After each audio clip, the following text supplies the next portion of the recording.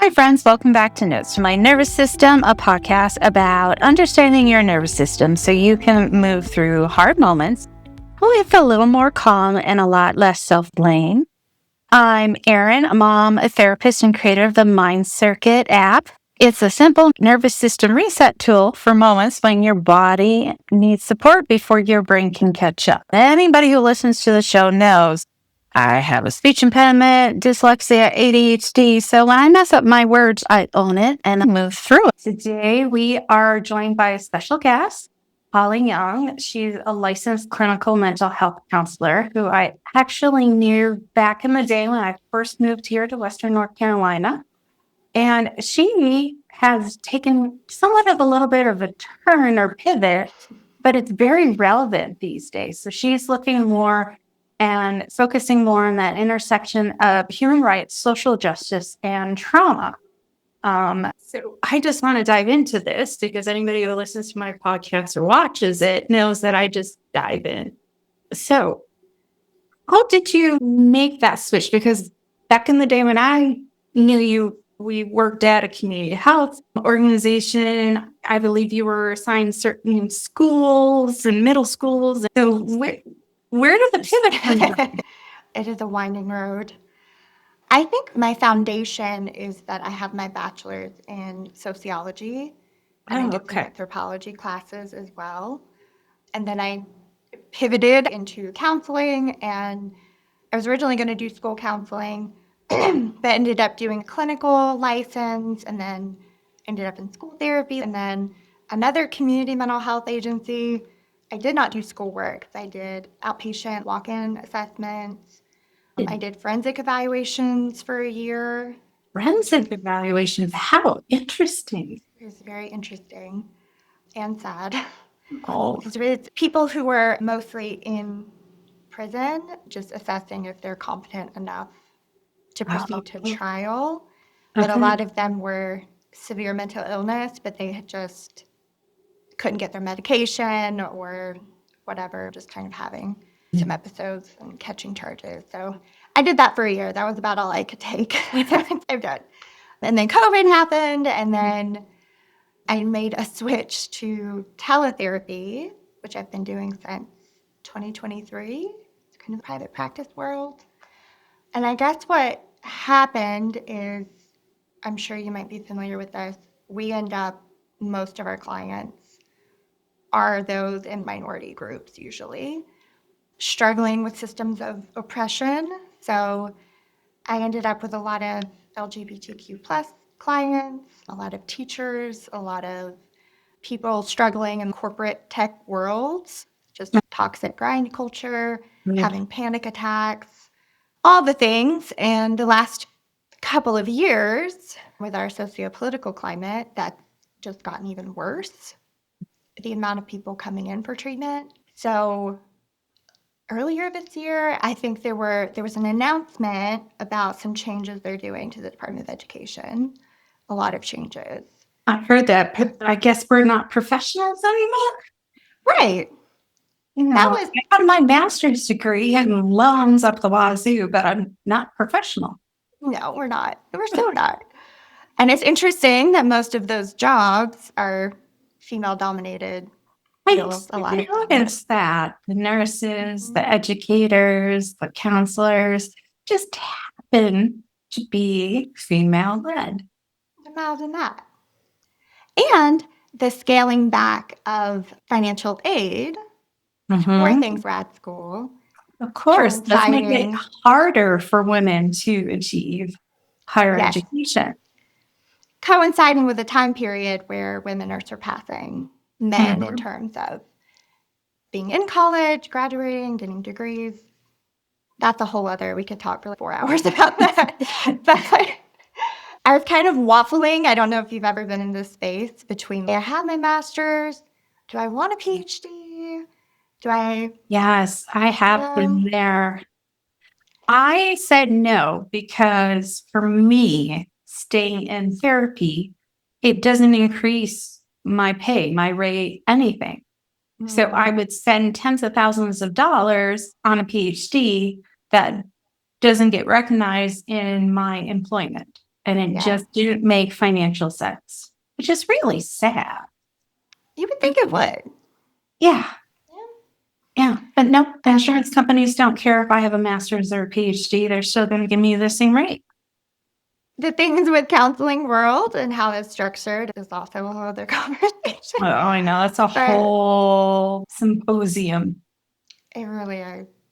So when I heard that they were scaling back Graduate Plus loans starting next year, I was kind of, damn, it's now or never, right? So I was looking at different master's programs and PhD programs, but they take so long to apply, to get accepted, to start.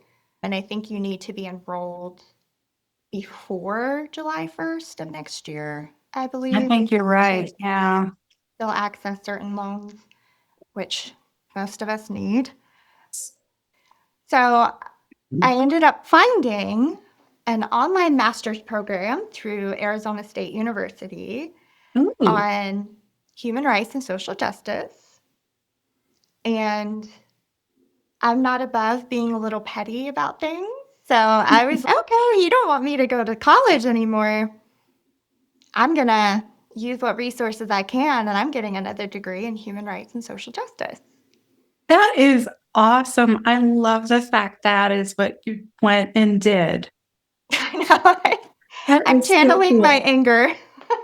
I was, where do I put this? I went to kickboxing for a while and other things. And then I was, oh, you know what?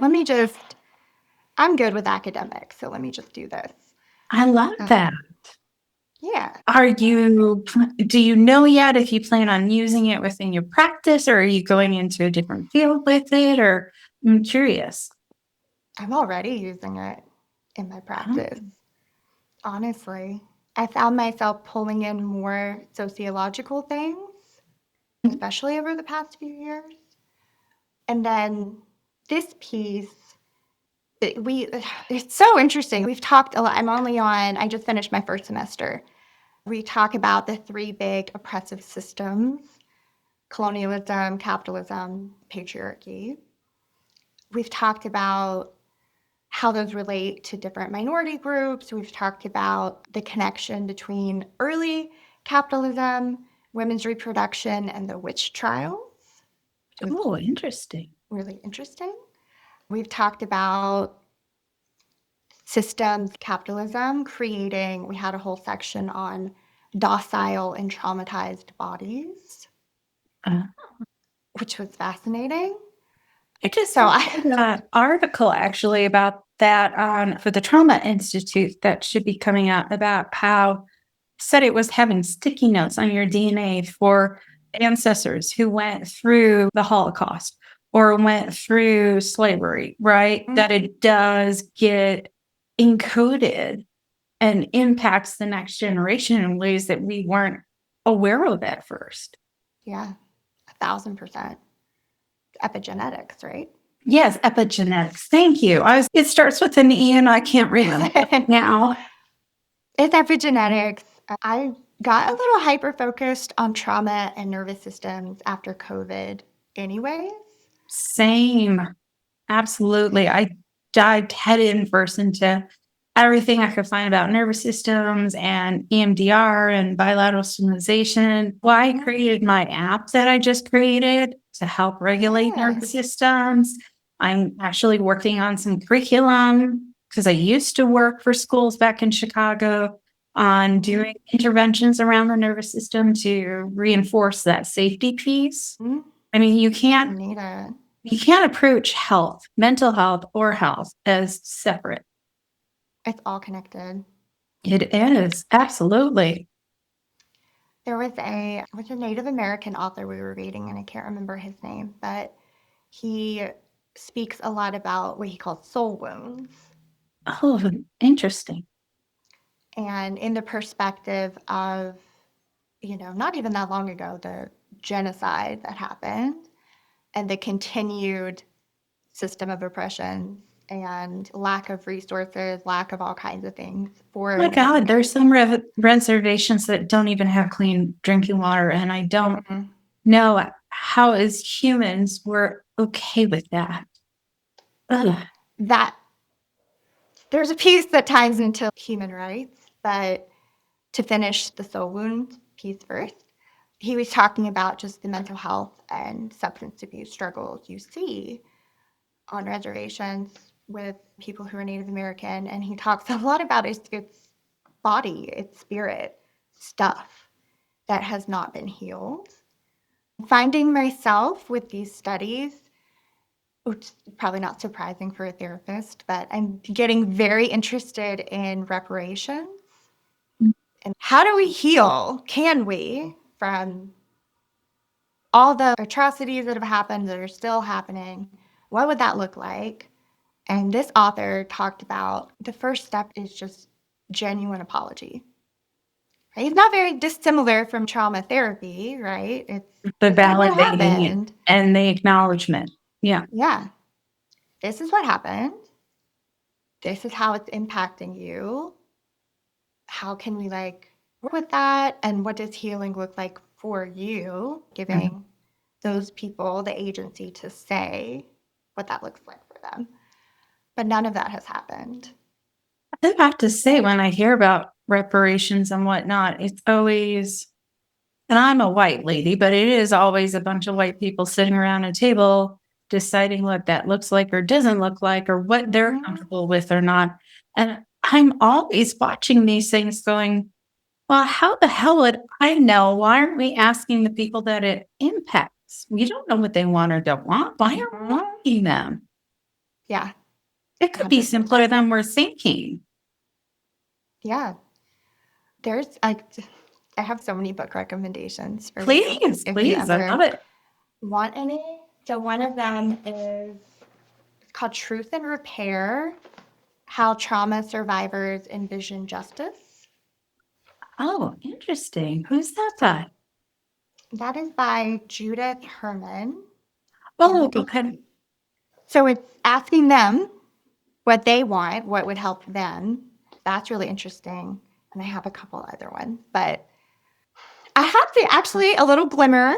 There's been some articles in the past few weeks of it was some nuns, I think, or the Catholic Church or something.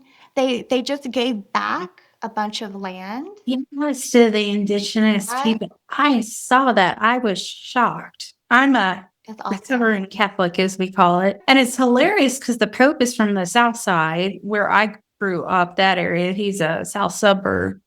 He's a Sox fan, though. So I'm a Cubs fan. So, but he has been doing some really good things when it comes to stuff that acknowledging, validating, and then figuring out how to heal. And he's not advertising it either. You just hear about the actions, like, which I find very interesting. Needed. Oh, it's absolutely needed. I think that's part of the healing, at the very least. And I think there's some museums that are starting to give stuff back. That I thought I heard something about the British Museum possibly thinking about giving stuff. I I can't think they're doing remember. a little bit. Yeah, not as much as one would, but a little bit. But honestly, they would. The whole museum would be empty. I was about to say most of their museum would have to go back, but I'm thinking about the museums in Chicago too. I mean, I'm sure there are exhibits that everything would have to be returned. And is that necessarily a bad thing? Would that bring forth a conversation and maybe a piece of education? Because how valuable is this exhibit in a museum that not a lot of people visit? But once you give it back, now you're intriguing people and they get to learn, right? So it could have a benefit for the museum in a way that maybe we wouldn't have thought of. I think if I could set it up, we would just ask the people, the those that inherited that stuff or would have, do you want it back or do you want to leave it? And if we are going to continue to do exhibits, have them involved. Oh, I like that. So they have more agency and ownership. And then maybe once the exhibit wraps up, then they get it back. I like that, though. It's very empowering, right? Yeah, I think so. I like So it. there's ways to work with all this stuff. It's Mhm. just a lot.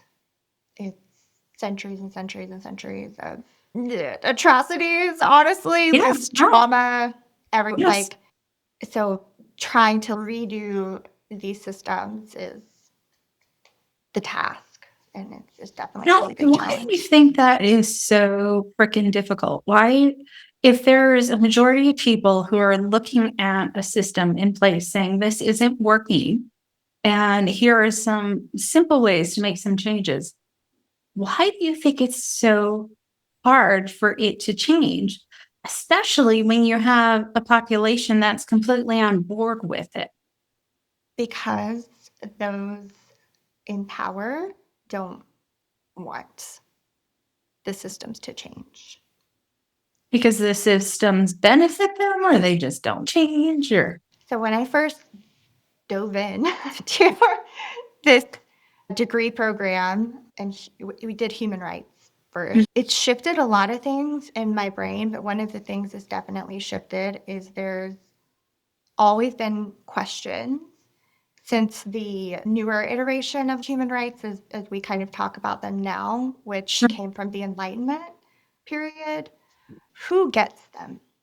Who is oh, deserving? How do you define it, first of all, right?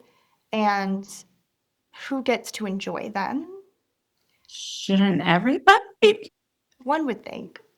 What was interesting about the Enlightenment is you had a lot of very flowery language about rights for all men created equal. The US had some of that. I think France had a pretty famous thing. But in those time periods, the right to all men have a right or to happiness, to own land, to whatever, to vote. Right. Pursuit of That was only for men, and white men. white men Yep. in Europe, right? They meant white men is who they meant.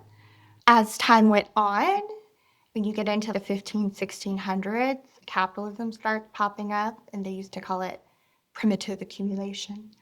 And primitive is in the sense of a foundation, not Gotcha. back in cave person days. But it was so these wealthy merchant people started buying land, called enclosures. So they just started enclosing land. So farms, they kind of moved away from, there used to be village commons. Everybody would you shared land, you rotated, you had markets, you shared your food. Things were a little more equal. But then these wealthier people started coming in and, oh, we're going to buy your land, and then you pay us to use it. And also, we're going to take a chunk of what you grow and we're going to export it. So, accumulate wealth, all of that. And then people got priced out of different things. So then you had a bunch of people starving. There was a newspaper article in one of the books from the 1600s, I think, and it was people are starving in the streets. And down the road, a warehouse collapsed from the unused grain that it was storing. Interesting. I read something similar about the potato famine that had England not sent all the food, exported it out, there wouldn't have been that it was man-made. And I never knew that. Yeah. So, because they were getting more and more wealth and resources, they started to become hyperfixated on the birth rates. So, it's a reproduction of the labor force. Oh, ugh, that's awful. Yeah. So, Ugh. that was around the time period that women's bodies, reproduction, womb, became public territory because you had to keep having babies so that they could work and they could make the rich richer. And then there would be panic when birth rate started plummeting, which we see a lot of this still today. I was about to say, this sounds very similar and scary. Another book to recommend that just will stick in my brain forever and talks about all of this is called Caliban and the Witch. Caliban and the Witch. Okay, I don't know that one. When I think about these things, I generally go to 1984 and all that. Forth with the reproduction. My son actually just read it and it freaked him out because this is too similar. I was like, no, honey, I know. Yeah. It's definitely, so this one is nonfiction, Okay. but I feel Sylvia Federici, and she's the one who ties the, Oh, I've read some articles by her. she's awesome. So she ties the capitalism to women's reproduction to the witch Mhm. trials, because witch trials happened around a time period where birth rates were really low. I do. Now that correlation. Yeah. So all of that is to say, human rights are inherently revolutionary because a lot of times it's you are enjoying wealth, food, education, voting rights, property ownership. But women, people of color, they frame it as the global north, the US, Canada, Europe, the settler states, if you will, and then the global South America, Africa, places that were very exploited and, you know, disadvantaged and all that kind of stuff. So if you give everybody the same, they can enjoy the same rights, you won't necessarily have a labor force, right, that has to work to survive. If you give, I mean, we see this now, right? If you give people of color, if you give people with disabilities, if you give women, if you give LGBTQ plus people equal rights and equal chances and everything, the group that has historically, for the last several centuries, enjoyed all of that stuff will have to give some of it up, right? Share equally. And they really don't want to, right? No, they don't. And they also, for whatever reason, have been able to convince white working males that they want to not have that happen either, that somehow it'll impact them negatively, which is such BS because you're not rich. This isn't helping you either. I mean, it would help you a great deal if your wife, your partner made a decent living. It would help you a great deal if, things were more equal. You may be a white male, but you're middle class or low class and economically screwed. So Yeah. why are you siding with almost this oligarchy? Just because they're the same color skin as you doesn't mean they're taking care of you. It's a very insidious and concentrated effort, and it's not even just capitalism, right? Profit over people. There's also patriarchy involved there. And I told one of my professors, I was so everything just goes back to colonialism, huh? It's crazy. But that, it's racism, right? It's white entitlement. It's the Them versus system, us. them versus us. And this has been centuries and centuries that all of this has been happening. So there's also elements of, I think, probably epigenetics with that as well. Yes, and that absolutely gets carried down generation to generation and absolutely will impact your mental health. There's no discussion. There's nothing but science backing this up. Yeah. So the patriarchy traumatizes everybody, even men. Yes, Yeah. even them, and there are some really good guys out there who are totally on the right side, but they just don't seem to, I don't know, have enough of a say or enough of a voice, or I don't know what it is. I it's No, it's it's just frustrating. it's very frustrating, and we're seeing this moment of crisis, I think, for masculinity, right? Yes. It's patriarchy has kept them in such a small box. Mm. The only real definition of masculinity is against it's anything not feminine, Mm. right? So that sense of identity, it's very, oh, you have to be this way. You can't do this. You can't do that, blah, blah, blah. Right. And you've had centuries of men not needing to, when we couldn't own anything, marriage was everything. So they didn't necessarily have to be great partners No, or they fathers. had such low expectations, and that is so sad to me, especially being a mom of a boy. I have high expectations for my son, and I want anybody he's with to do the same because Yeah. he has such great potential. Why would you not want to give him high expectations? I would find that insulting.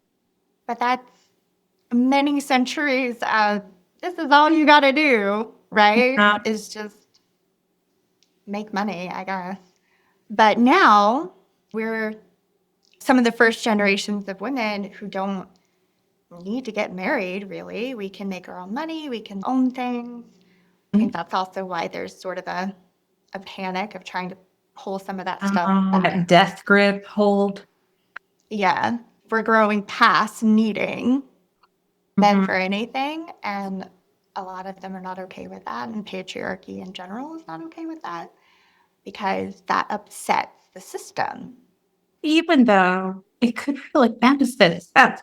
I know. That What do you do with all this? I mean, if it goes back to colonialism, and are we all just waiting for the next enlightenment, the next renaissance? So my last section of the semester was about that. It was about do we a lot of modern nation states are still settler states, right?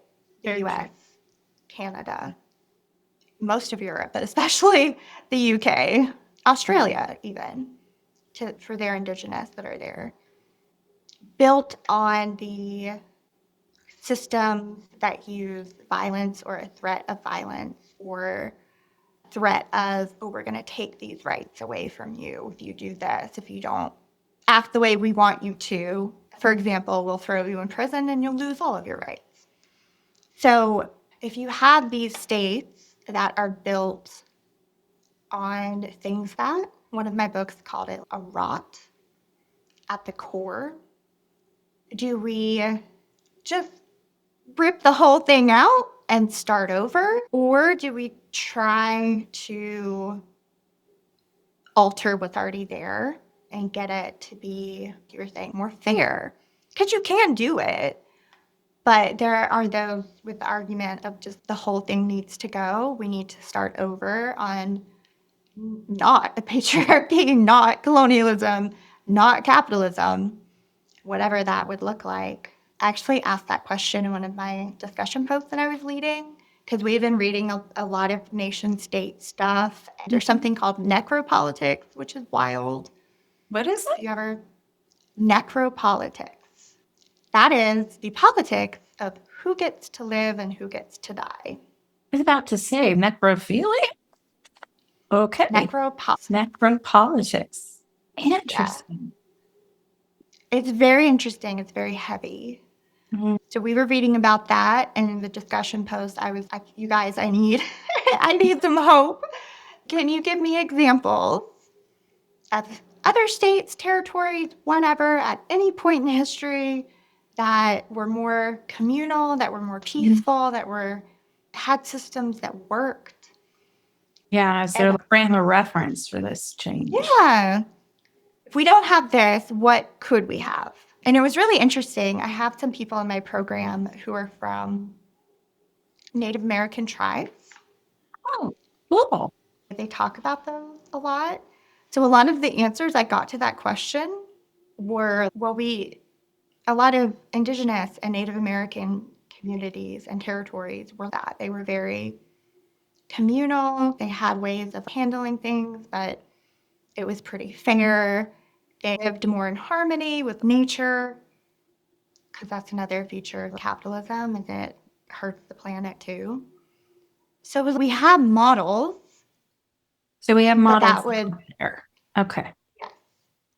there are a lot of indigenous models though, and our culture still has, I'm not sure, it doesn't value things that, right? Not yet, anyways. Maybe one day. I think that would be a little difficult to present because I could see the backlash of, "Oh, we don't want to steal their stuff. We've stolen enough." So I'd be interested in how you could present the idea of these different ways of being in communities, cities, whatnot, where Feeling their example. yes, Okay, yeah. where we're doing it in a way where we're being respectful and not again just looking for taking something from them. I'd be interested to hear what individuals within those communities would feel if we did start to model things after Mhm. the way that they used to do things. Yeah. And that's the shift, right? Away from this colonizer mindset of take. Let's pause. Let me hang on a second. Let me talk to the people, the culture, the whatever, and have them very involved in that process. And if they're no, we don't want to, maybe there are certain parts that would be kind of sacred to that culture that, oh, no, we're not going to mess with that. But they had ideas. There's designs. There's different ways they farmed in different ways that was way more sustainable. I'm sure there are things we could integrate if they were okay with it. Do you see it moving that way one day? That we're able to recognize different ways as possibilities and asking individuals about it? I hope so. I would think so. I think where we are right now, just the state of our country, the way things are, I to think that the pendulum will swing back the other way and we'll get back into helping each other, sharing resources, funding and valuing things, education, and, just away from authoritarianism. And maybe we could integrate some things then. But what I've seen a lot of, and in a lot of my readings about oppressive systems within nations, because we still do have those 1,000 men, and they're being gasoline right now, right? A lot of times people survive things that with community on a local level. So if nation or federal supports are being taken down, which they are, Yes, you very much. really don't have a choice Right. but to try to take care of each other with neighbor to neighbor, community to community. And some of us are near indigenous communities or minority communities. So I think finding ways to interact and help each other in that way for right now is the important part, I think. I agree. I couldn't agree more. This has been such an interesting conversation. Thank you for taking time to do this. Yeah. I have so much. I could talk about this for 20 hours probably. So I totally will hold you to that and invite you back again because I find all Yeah. this so interesting. And I would love to hear more about the classes as they progress. Yeah. Because I don't think this is an area of mental health that we really touch on, talk about. I had one cultural competency course in my master's Right. program, and Me too. it doesn't do any justice. No. I'm also very much pushing back against grad school also gives us a narrative of be neutral, be Yes, and I think that's such BS coming from Chicago. No, I'm not going to be Like, neutral. What you're doing to my students sucks, and I know yeah. that 5 blocks north of me, they're getting twice as much help, 10 times more help if you go 20 blocks north. So no, I'm not going to be neutral. And literally everything is politics. If nothing else, then the politics of who gets help, who doesn't, who gets to enjoy their human rights, who doesn't, who gets justice, who doesn't, That right? is so true. Yeah.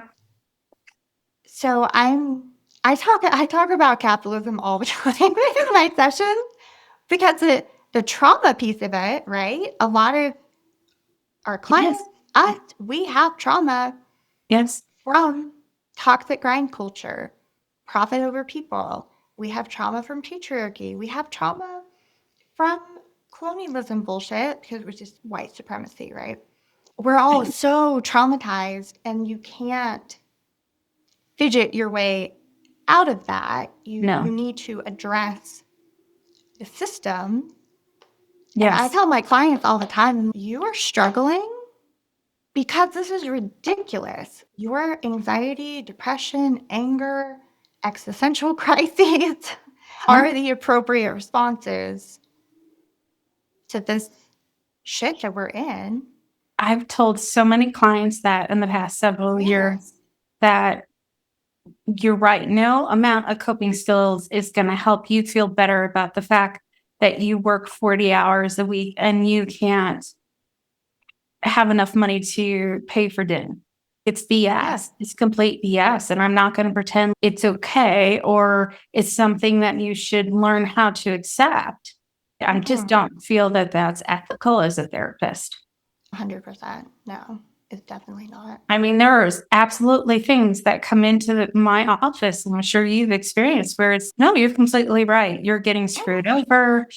Racism, oppression, sexism, you're totally right.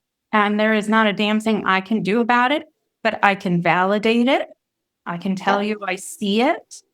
And I can be here to support you through it. But you're not wrong. No. And it's generational for a lot of us too. Very much so. So there's all of that stuck in the nervous system. There's, I told you I had a lot of book recommendations. I love book recommendations. I'll email you after this too. Oh, please do. Yes. There's one called The Politics of Trauma. Oh, okay. And it talks a lot about somatics and epigenetics. Okay.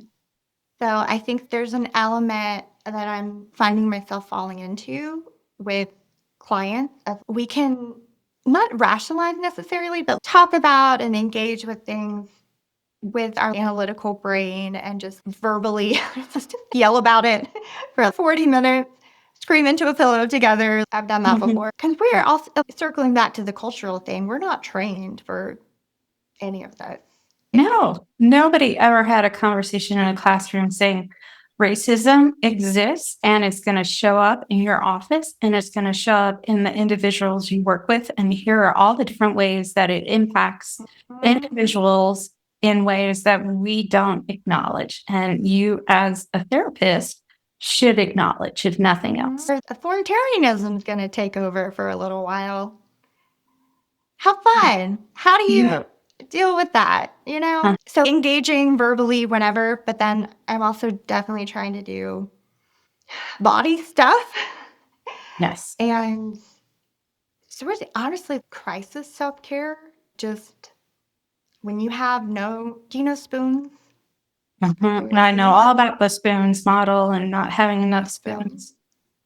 When you have no spoons, personally, on a macro scale, how do you even take care of yourself through that? So and a lot of times it's just hydrate, eat something. I don't care what you eat, just eat something. Right. Sleep as much as you need to. Scream into a pillow, go for a walk, do some tapping, whatever. It's just very bare bones right now. And then trying to do some trauma work when they have capacity for it. But it's hard. No, it is hard. I really, really, the thing that keeps me hopeful is the idea that there is a renaissance coming, that there is an enlightenment period coming. And that's what I just keep trying to tell myself and anybody I work with, that we go to extremes as humans. We swing back and forth. And so we'll go back another way and hopefully forward and learn from our mistakes on all different sides and figure out how to move forward in a healthier way. Hopefully. Yeah. It's creating a lot of activist. It is creating a lot of activists, which is the opposite of what it was. I never thought I would be in a space, but I'm even really interested in the UN, some of the work that they do. I would love now to do a PhD, if I can afford it, on reparations moving forward, what that would look like. I have a lot of clients who are women, but a lot of them, we work a lot on assertiveness, boundaries, because you're conditioned to be passive and whatever. Oh yeah, doormat. The way, this is my glimmer that I'll kind of leave you with. The way that I have some of these young adult women, 20s, early 30s, who are very passive, that are stepping into their assertive warrior queen energy of, can I cuss? Oh, please. Fuck this. This is, you are not taking away my right to education. You are not going to tell me what to do. This douchebag I used to date, you're not talking there. It's really cool to see stepping into their anger, right? Because we're not acknowledging it and voicing your anger and using it to fuel you to do what's right for you. I love that. That's a great thing to leave with us. Yeah. That's good for everybody to hear and for our younger selves to hear. Be angry. It's appropriate. Yes, appropriate anger, and use it to channel the change that you want. Yeah. For whatever reason, they never want women angry, so we should go do it. Exactly. What they don't want is probably the healthy thing that we need to be doing. Most likely. Well, this has been great. Before you go, let's take a brief pause. Let's notice your breath, your feet on the floor, the surface supporting you. Nothing to change, just letting your nervous system register. This moment is safe enough. If this helped you feel even a little more steady, that matters. Small moments of regulation support resilience over time. Thank you for listening to Notes from My Nervous System. If this resonated with you, please subscribe, leave a review. That helps other people find this work who may need to hear it. If you want more gentle micro resets, you can check out my app, the Mind Circuit Reset app, in Apple Store or Google Play. It's a short evidence-based practice to support your nervous system when life feels too loud. Thank you for being here, and as always, be kind to your own wiring.